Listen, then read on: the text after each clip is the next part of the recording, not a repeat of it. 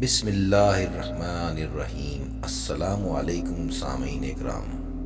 تاریخی واقعات، سبق آموز کہانیاں سننے پڑھنے کے لیے چینل کو سبسکرائب ضرور کر لیں۔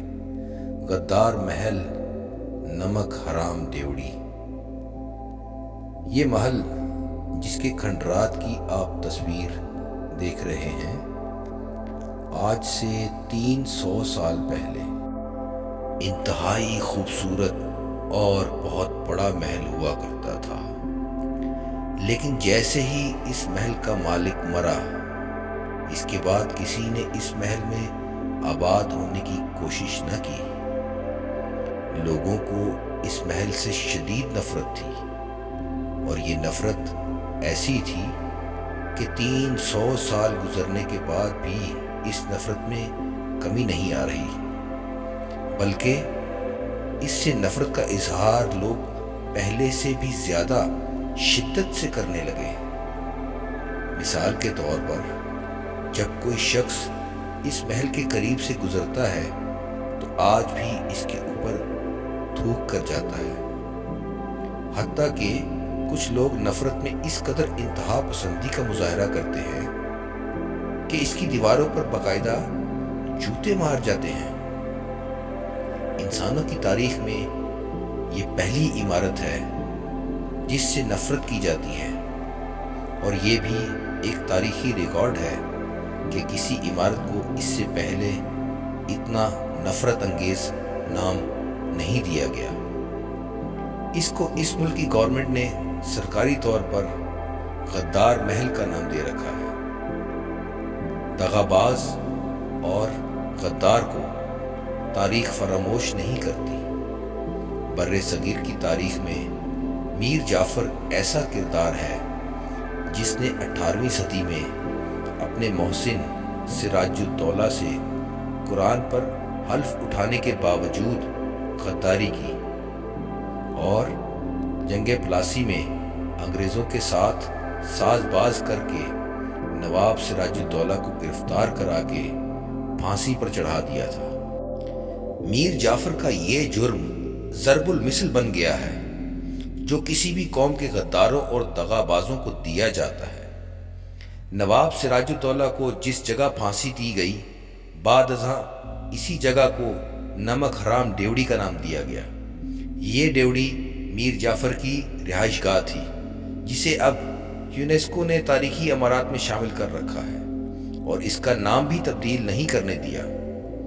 نواب سراج الدولہ 10 اپریل 1756 عیسوی کو بنگال اور اڑیسہ کا نیا نواب بنا۔ اس وقت نواب کی عمر 20 سال تھی جب اسے ان حالات میں مسند اقتدار پر بٹھایا گیا کہ انگریز اپنے قدم جمانے کی سازشیں کرتے چلے آ رہے تھے۔ نواب نے انگریزوں کے قدم روکنے کے لیے ایسٹ انڈیا کمپنی کونسل کو خط لکھا کہ وہ جنگی تیاریوں سے باز آ جائیں اور صرف تاجروں کی طرح رہیں۔ انگریزوں نے اس کی بات نہیں مانی، تو 1 مئی 1756 عیسوی کو نواب سراج الدولہ بھاری لشکر لے کر قاسم آباد جا پہنچا۔ انگریزوں کی چھاؤنی اور فیکٹری تھی۔ اس نے جنگ کے بعد انگریزوں کے قلعہ پر قبضہ کر لیا، اور 5 جون 1756 عیسوی کو نواب نے کلکتہ کے قلعہ کے سامنے پہنچ کر پڑاؤ ڈال دیا۔ اس کی فوج نے شدید گولہ باری کرتے ہوئے اسے بھی فتح کر لیا۔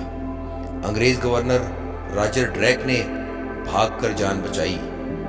کلکتہ کو فتح کرنے کے بعد سراج الدولہ نے اس کا انتظام میر جعفر کے سپرد کیا، اور خود سازشی نواب شوکت جنگ کا قلعہ کما کرنے بہار جا پہنچا۔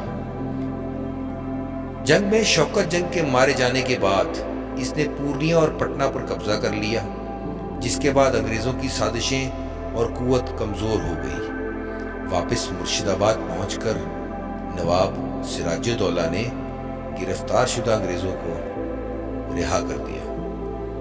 محقق بتاتے ہیں کہ انگریزوں نے بلیک ہول اور دوسری کہانیاں گھڑ کر مدارس کونسل کو پیش کی، اور بتایا کہ سراج الدولہ کو ختم کیے بغیر وہ ہندوستان اور خاص طور پر بنگال میں اپنا اقتدار نہیں بڑھا سکے۔ 5 सितंबर 1756 ईस्वी को 11 जहाज़ों पर मुश्तमिल बहरी बेड़ा रॉबर्ट क्लाइव की क़यादत में रवाना हुआ तो सिराजुद्दौला ने दोबारा कलकत्ता पर फौज कशी कर दी। एक सुलहनामे के बाद ये जंग टल गई, लेकिन अंग्रेज़ों ने अपनी साजिशों का जाल नवाब के गिर्द फैलाकर अपने कदम मजबूत करने शुरू किए तो 9 माह बाद 23 जून 1757 ईस्वी को प्लासी के मैदान में बिल आखिर वो जंग हुई जिसने हिंदुस्तान की तकदीर ही बदल दी। जंगे प्लासी से पहले नवाब को बताया गया कि मीर जाफर और इसका बेटा गद्दार है, इसलिए इनका कला कमा करना जरूरी है। मीर जाफर ने अपनी चिकनी चुपड़ी बातों से नौजवान नवाब को कायल कर लिया और अपने इसी महल में, जहां बाद में नवाब को फांसी दी गई, मीर जाफर ने कुरान मजीद पर अपनी वफादारी का हल्फ दिया। लेकिन जंग के दौरान मीर जाफर ने नवाब सिराजुद्दौला से गद्दारी करके इनकी शिकस्त और अंग्रेज़ों की जीत का रास्ता हमवार किया, जिसके बाद बंगाल पर अंग्रेज़ों का अमलन कब्जा हो गया। अंग्रेज़ों ने इसके बदले मीर जाफर को रियासत का नवाब बना दिया, लेकिन इसकी हैसियत कठपुतली से ज़्यादा नहीं थी। इसने अपने बेटे को हुक्म दिया कि वो नवाब सिराजुद्दौला को फांसी दे दे। नवाब को जिस डेवड़ी में फांसी दी गई, तारीख ने इसको नमक हराम डेवड़ी का नाम दिया। इस महल की डेवड़ी यानी गेट के दरवाजे नवाब के दुश्मनों पर खुले थे, जिन्होंने बादशाह पूरे हिंदुस्तान पर अंग्रेज़ों के कदम जमाने में मदद दी। मीर जाफर गद्दारी ना करता तो नवाब सिराजुद्दौला अंग्रेज़ों को हिंदुस्तान में पंजे ना गाड़ने देता।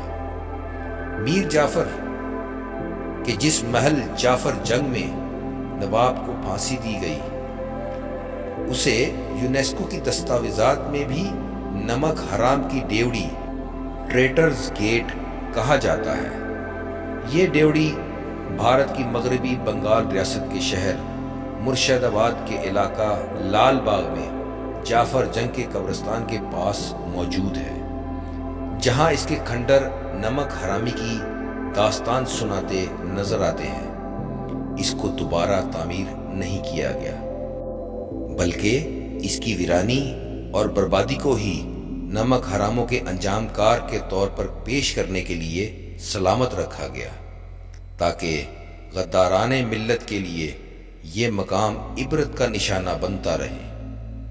इंतहाई मज़े की बात है कि इस गद्दार शख्स ने जिन लोगों के लिए अपनी कौम और मुल्क से गद्दारी की, इन्हीं लोगों ने इसे तारीख का सबसे बड़ा गद्दार करार दिया। इसके महल को गद्दार के महल का नाम दिया। वो शख्स मीर जाफर था और इसका ये महल भारत के मगरबी बंगाल में वाक़ मुर्शिदाबाद के मकाम पर है। गद्दार गद्दारी कर जाते हैं, लेकिन तारीख इन्हें माफ़ नहीं करती। इनको इबरत का निशान बना दिया जाता है। स्टोरी आपको अच्छी लगी हो तो चैनल को सब्सक्राइब ज़रूर कीजिएगा। अस्सलामु अलैकुम, अल्लाह हाफिज़।